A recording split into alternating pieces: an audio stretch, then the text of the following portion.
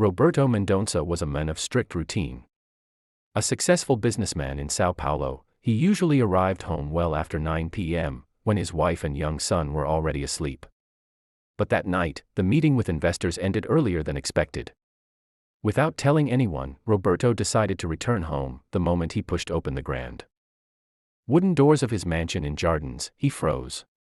He couldn't process what his eyes were seeing. There, in the middle of the living room, Beatriz, the 28-year-old housemaid, was on her knees, scrubbing the marble floor with a wet cloth. But that wasn't what made Roberto's heart stop. Next to her stood his 4-year-old son, Pedro, balancing on his tiny purple crutches.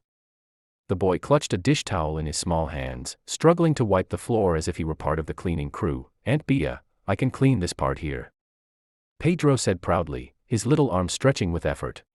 "Calm down, Padrinho. You've already helped me enough today. How about you sit on the couch while I finish up?"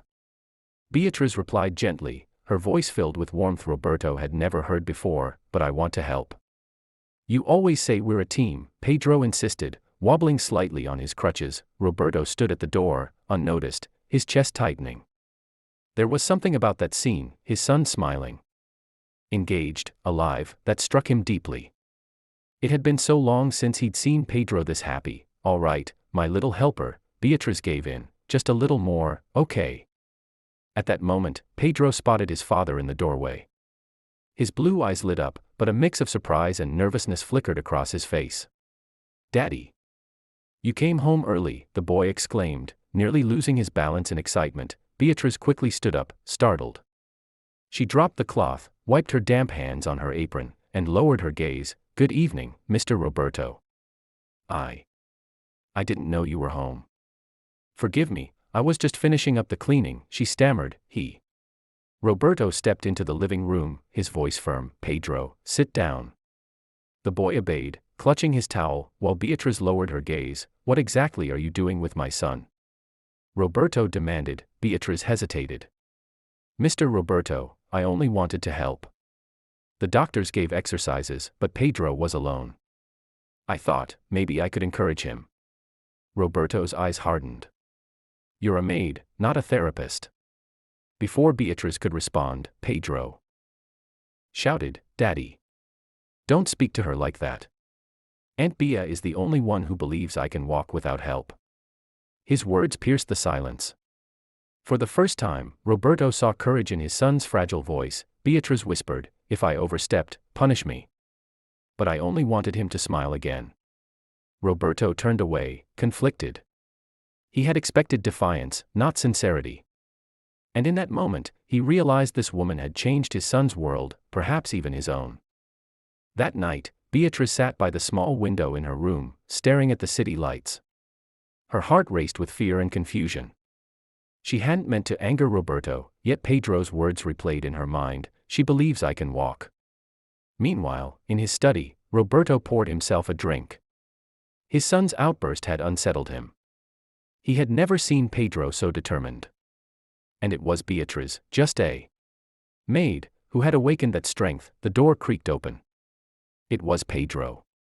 "Daddy, don't punish Aunt Bea. Please. She helps me because she cares." Roberto looked at his son and sighed. "Go to bed, Pedro. We'll talk tomorrow." When the boy left, Roberto leaned back, torn between pride and fear. Beatriz was no ordinary servant, she was becoming part of their lives in a way he hadn't expected, and deep down, he knew, the more she stayed, the more dangerous the truth would become. The next morning, the mansion buzzed with quiet tension. At breakfast, Pedro smiled at Beatriz, but his mother, Helena, noticed. Her sharp eyes narrowed. "Why is my son looking at the maid like that?" she asked coldly. Roberto shifted uncomfortably. "Helena, let it go. He's just a child." But Helena wasn't convinced. Later, she cornered Beatriz in the hallway. "I don't know what game you're playing, but remember your place. You serve this family, you don't belong to it." Beatriz lowered her head. "Yes, ma'am," she whispered, though her hands trembled. That evening, Pedro refused to eat unless Beatriz sat near him. Helena's fury boiled, while Roberto watched silently, torn. Between his wife's pride and his son's fragile happiness, for Beatrice, the mansion was no longer just a workplace, it was a battlefield, and in that silent war, the boy's trust was her only shield. Days passed, and Beatrice quietly continued helping Pedro. Late one afternoon, when the house was still, she whispered, "Come on, Pedro, just try. One step." Pedro's hands shook as he gripped the chair. His legs trembled, but Beatrice held him steady. "I'll catch you if you fall." With all his strength, Pedro pushed forward. His foot moved, just an inch, but it was movement. His eyes widened. I did it." Beatrice smiled through tears. "Yes, you did. You're stronger than you know." Unseen from the doorway, Roberto watched, stunned. His son had taken a step, not because of doctors, not because of him, but because of the maid he once dismissed. Pedro hugged Beatrice tightly. "Promise me you'll never leave me, Aunt Bea." Her voice broke as she whispered, "I promise." And Roberto realized he was witnessing the start of something that could never be undone. Helena soon noticed the change in her son. Pedro's laughter echoed through the mansion, his courage growing with every secret step he practiced with Beatrice. But instead of joy, Helena felt threatened. One evening, she confronted Roberto. "Our son is depending on the maid more than his own parents. Do you not see how dangerous this is?" Roberto exhaled, tired of the constant battles. "Helena, for the first time in months, Pedro is smiling. Isn't that what matters?" Her voice sharpened. "What matters is control. And if we lose that, we lose everything." Meanwhile, Beatrice sat in her small room, whispering prayers. She knew Helena's hatred was growing, and it frightened her. But when Pedro knocked on her door, holding a crayon drawing of the two of them, her heart softened. "Don't be sad, Aunt Bea," he said. "You're my hero." Tears welled in her eyes. For Pedro, she would endure anything, even Helena's wrath. Late at night, Helena paced her room, her mind burning with suspicion. "Why does Pedro cling to that woman?" she muttered. Determined, she ordered a servant, find out everything about Beatrice. Where she came from. Who she really is. The next day, whispers spread through the staff. Beatrice felt their stares but stayed silent, focusing only on Pedro's exercises. Roberto noticed her unease. "Is something wrong?" he asked softly. Beatrice hesitated, then shook her head. "Nothing, sir." But her trembling hands betrayed her fear. That evening, Helena received a sealed envelope. Inside were documents, old hospital records, faded photographs. She froze, her lips curved into a cold smile. So, this is who she really is. Downstairs, Beatrice comforted Pedro, unaware that her past had just been uncovered, and soon, the secret she had buried for years would turn the mansion upside down.